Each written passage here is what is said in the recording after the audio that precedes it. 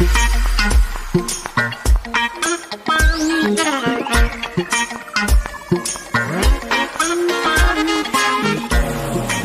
live from the Hoban Law Group here in Denver, Colorado, I'm your host, Eric Singular.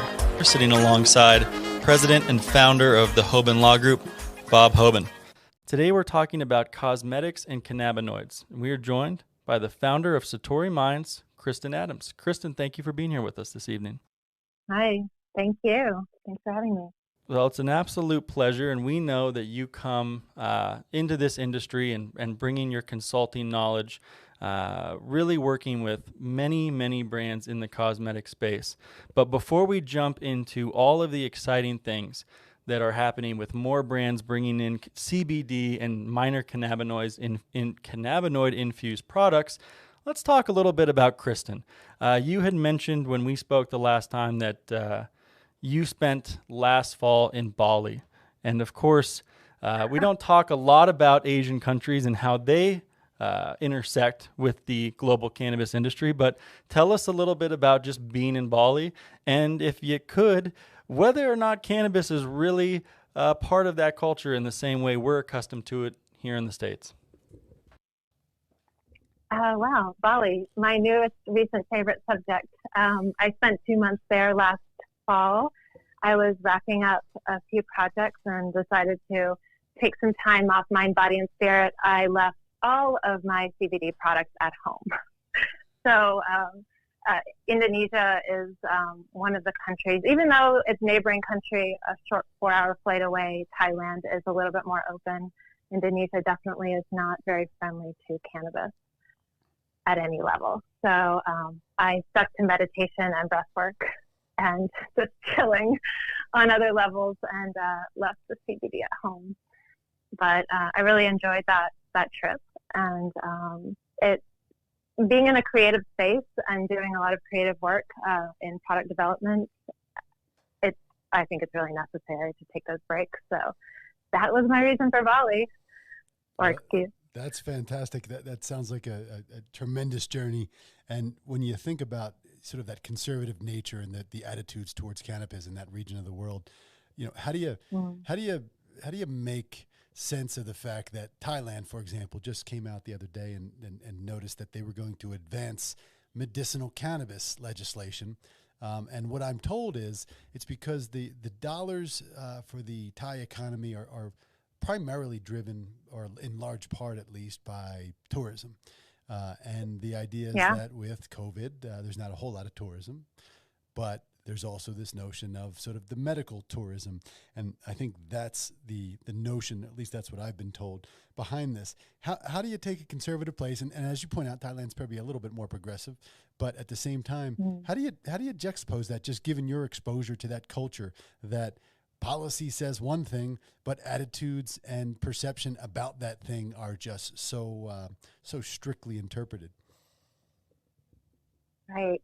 Well, I spent almost all my time, except for one amazing weekend, in Bali and not in Thailand. But Indonesia, in general, from my experience, very brief experience, is an amazing country and culture, but very traditional.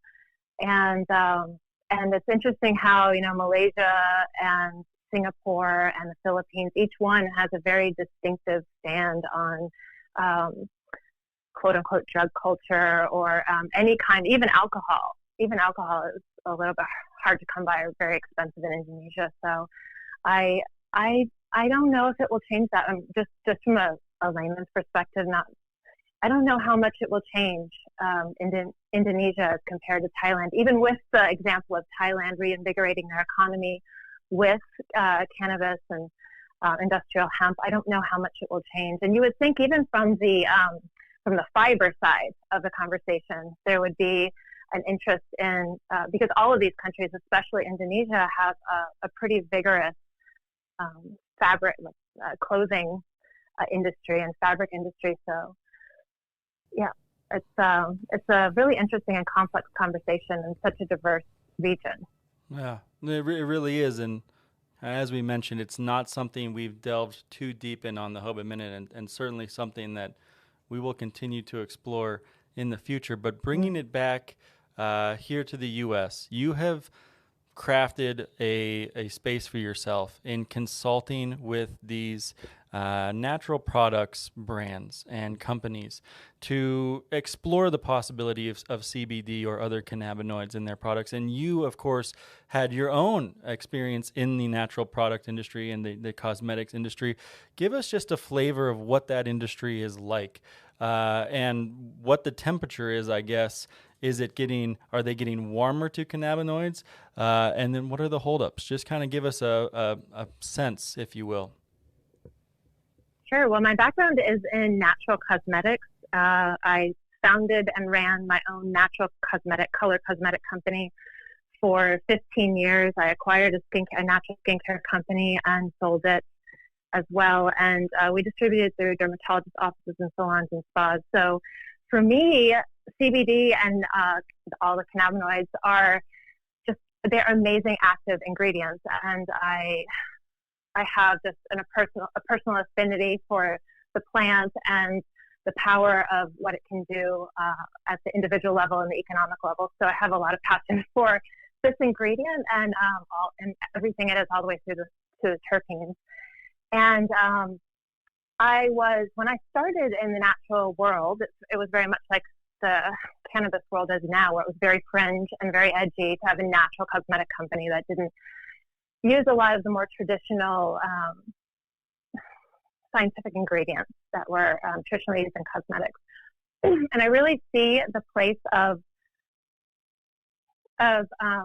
CBD being in that nascent space that natural cosmetics once was, but on the ingredient side. So CBD and all of the other cannabinoids, I really feel have so much untapped potential to act as the active ingredient or an active synergistic component within natural cosmetics and even traditional cosmetics as one of the natural components. So I have been, yeah. No, I was going to say that continue on. This is a fascinating topic because there's so many elements to cosmetics and just the skincare industry as a whole that touch on that. Right. And, when you talk about skincare, what I was going to suggest is, I think of course, there's cosmetics for the beautification of the skin, but there's also sunblock, right? Sunblock, and this is an interesting thing, and I'd love your take on this. So I read an article last week that talked about mainstream sunblock, or so-called, there's reef-safe sunblock, or so they call it. And right. For example, you can't go to the beach in Oregon without there being signs all over the place that say, and you'll get shamed off of that beach if you're not visibly using something that is reef-safe, because of the impact that sunblock causes as it relates to creatures in the sea. But the idea that sunblock enters into your bloodstream very quickly in far more quantities, particularly with the new varieties and the aerosols and things of that nature that spray on. So there's this notion of using CBD as an ingredient for sunblock from a variety of companies. What's your take on that? Is that something that they're talking about, or they're looking at, or that you've had discussions about? And do you see CBD as a viable component to sunblock-like products? Possibly, yes. I have heard of it, and I have had discussions about it. The thing about all sunblocks, ideally, reef-safe is always the goal and the ideal. With sunblocks, there are lots of natural sun blockers, and some of them are physical blockers that come from minerals, and some of them come from oils. Coconut oil, jojoba oil. There are other oils that also have certain sun blocking effects. But CBD in its isolation, and I would like for it to stand on its own instead of being within a formula where some of the other ingredients may be contributing to that SPF factor. I haven't seen enough. They're called in vitro and in vivo lab tests, and those are the tests that the FDA requires to have an SPF claim on your product. Another interesting part about since I work on both the traditional cosmetic side and the growing cannabis culture side of the product development industry, where they don't have a background in cosmetics, so they're launching, companies and brands and individuals are launching products without a lot of the wherewithal about what is necessary to make certain claims. And physicians, yeah, I would love to say CBD can be a sunblock, but I haven't seen enough clinical evidence that on its own it could withstand the sunblock claim. But amazing. And on many different levels, I think that there is a huge potential with all the cannabinoids, CBG, CBN, to address some of the issues we have with preservative systems, antimicrobial and antifungal and antibacterial, not only for just helping preserve products, but also helping with topical irritations on the skin that might have to do with a bacterial fungal infection. So there are just so many applications. There are, and you raised this great point, which is when you're talking about claims or you're talking about what CBD can do, we still need more research, which I love that you say that. And then you start to think about all those different applications. You think about the breadth of research that is necessary. But I want to ask you this, because I know you spend time on the conference circuit, and you have for a couple of years with these, the conferences that L'Oreal and Procter & Gamble and Unilever are attending. Let me ask you this. We know that they're sitting on the sidelines right now for the most part when it comes to CBD products. But is it more so because they're waiting for the FDA, which is a very fair thing to wait for, that regulatory clarity? Or are these big companies also very interested in that research component, that they don't want to just throw CBD as an ingredient into every product? They want to actually see and verify that it indeed enhances a product, makes it more efficient and effective. What do you think? Do you think it's a mixture of both, or is it mainly just they're waiting for the FDA side and then it's going to be CBD and everything? So the conferences that I do speak at some industrial hemp conferences, but I also speak at cosmetic compliance conferences and mostly on the regulatory side of the cosmetics. So in product development for these large cosmetic companies, there is the R&D side, that's the scientific side, and then there is like the innovation and marketing side, and they all collaborate together to come up with a trending product that usually has a key ingredient, and then the R&D and scientific side has to make sure that they can validate those claims and create a product that is exceptional for the price point that they're looking to achieve. So they do spend a lot of time making sure that they can achieve the claims that they want to, and of course marketing has much loftier claims than often the scientific side can formulate too. So it's a back and forth negotiation, and at the end of that funnel is regulatory and legal. And so they all have to come together and then go to bat with regulatory and legal to make sure that this product can be brought to market without being recalled or having an FDA warning. And so who I'm speaking to is the regulatory. And I'm neither speaking just about the psychographics and demographics of the natural cosmetic consumer and what they're actually looking for and why they're now looking at CBD and why this is trending. And then often I go with attorneys, and I'm kind of the interpreter for the attorneys with this group to speak to their concerns. They are the big players in the industry are all playing at the innovation and R&D level with CBD, but a lot of times it depends on their brand. If CBD and kind of the zeitgeist around this specific ingredient and also the stigma doesn't align with the brand itself, like Chanel is probably not going to roll out a CBD product. But Kiehl's, which is kind of an apothecary brand that's owned by Estee Lauder or L'Oreal, by a large company, they have a more apothecary position, and so they are dipping their toe in the water with hemp seed oil. And I'm fairly confident that the way the trend is going to go is that Origins, Kiehl's, some of these larger companies that are or owned subsidiaries of larger companies, they are rolling out a product that has cannabis leaves all over it and says made with cannabis sativa seed oil in small letters. So it's a lot of public confusion, but it actually helps them. It positions the brand and the product to very easily pivot to one that now includes CBD. At the same time, huge companies like Avon and Elf, which is a more mass market cosmetic company sold in Target. They have both come out online with CBD product lines, with skincare lines. So it's interesting to see who is taking the risk and who is like sitting on the sidelines. But they're all looking at it.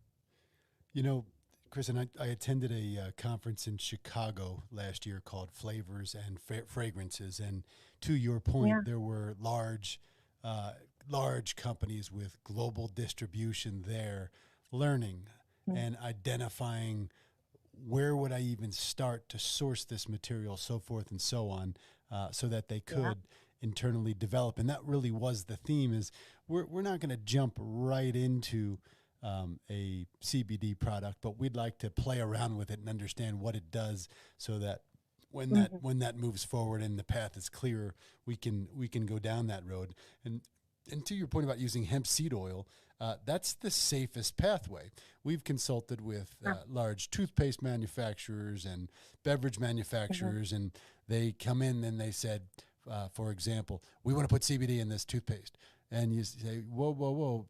You got to understand the regulatory landscape, and it's not as clear as you would like it to be, given your size and risk tolerance. And ultimately, they evolved into putting hemp seed oil in there. So I agree with you. It does beg the question, though, what rights, what protections need to be in place for consumers, right? If I see hemp, I don't know. Your average person in the street doesn't understand the difference between hemp seed oil and a cannabinoid enriched oil. And there's going to be confusion, which seems to be intentional in part, but not necessarily misleading. And so, there's going to be some challenges there. Topicals have been the topic of the day as it relates to distribution in retail outlets. We've seen CVS focus on topicals. We've seen other locations put topicals on the shelf far more easily as quote unquote cosmeceuticals versus consumable products where you put a tincture or a capsule in your mouth. So when I look at the topicals and when I think of cosmetics, I'm trying to identify what other parts of the hemp plant, what other parts of the plant would be required or even could lend itself well. And I was in a facility yesterday in Colorado, and they had an enormous supply of lipids and waxes that are the waste product from the extraction process.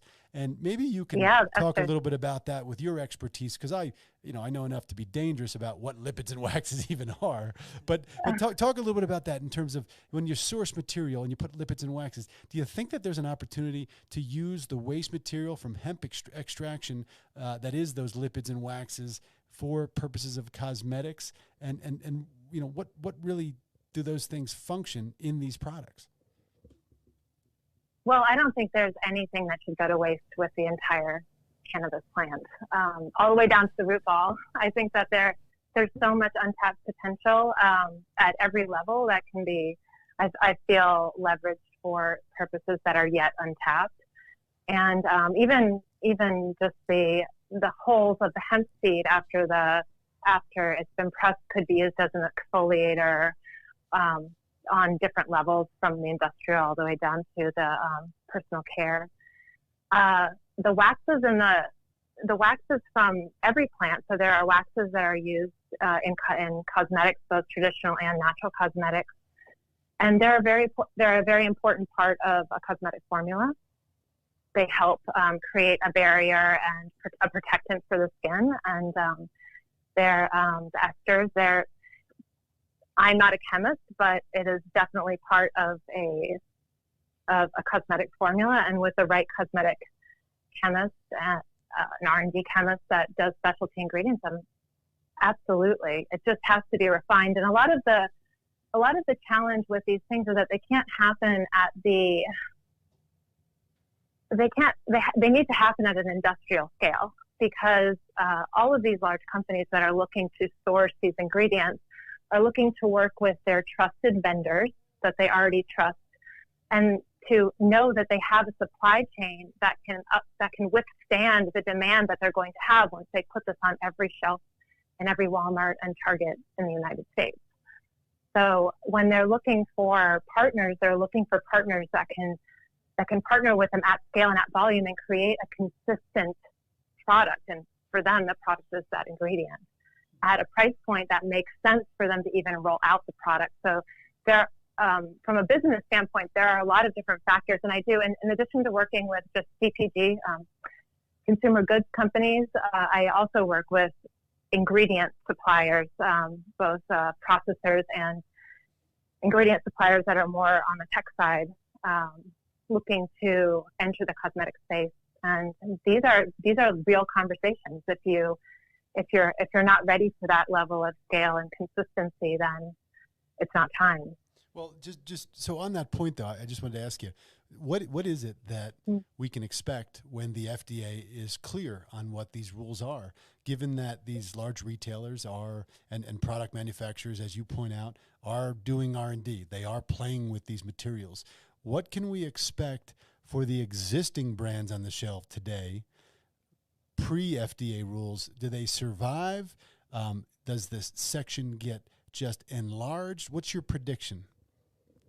I don't know. Well, will COVID kill it, or will the FDA kill it first? I think. All right. So, Epidiolex kind of has the isolate market cornered as far as the FDA. This is my humble opinion about what may happen and what I've seen kind of play out. That's what we're looking for. That's exactly what we're looking for. My humble opinion. Yes, indeed. So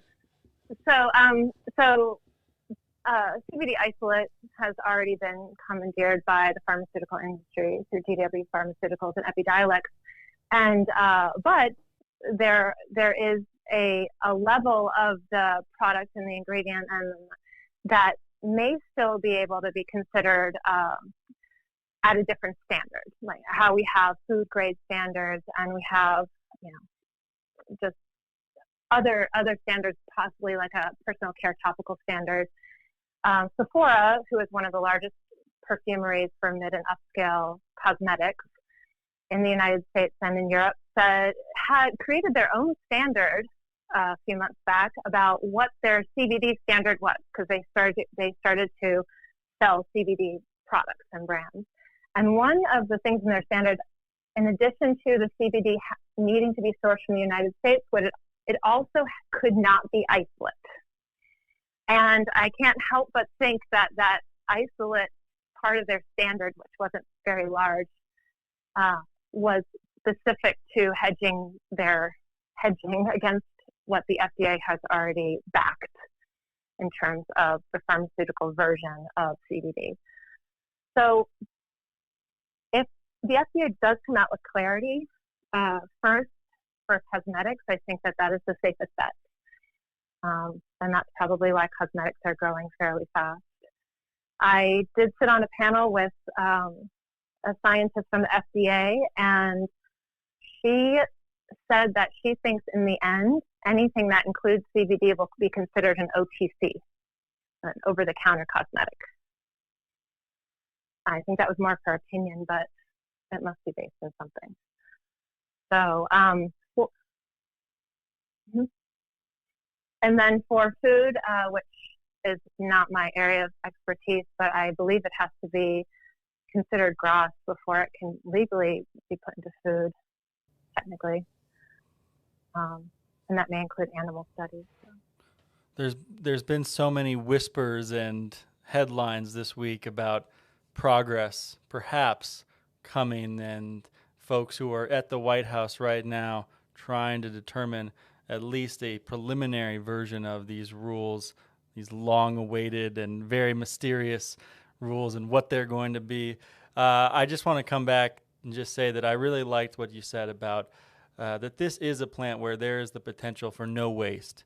Everything along the path, you say those lipids are just left over from the extraction. Green buffalo, right? It's the green buffalo. Everything has a use, even these weird components of it that are left over from extraction, or when you haul the seeds and you have those, there's something you can do with them. And you make that point about scale, an industrial scale, which I think is just spot on. And I want to highlight before we sign off that on the topic of cannabis topicals and topicals with cannabinoids in them, you are launching next month an online course teaching entrepreneurs how to create and market and get into that space, which I think is so cool. And you can learn more about at satoriminds.com. Kristin, thank you so much for taking some time to be with us here this evening. Thank you. I really appreciate it. Thank you for listening to this episode of the Hoban Minute. Do you have any ideas for episode topics or guests? We would like to hear from you. Reach out to us at media@hoban.law and stay tuned for more on the Hoban Minute.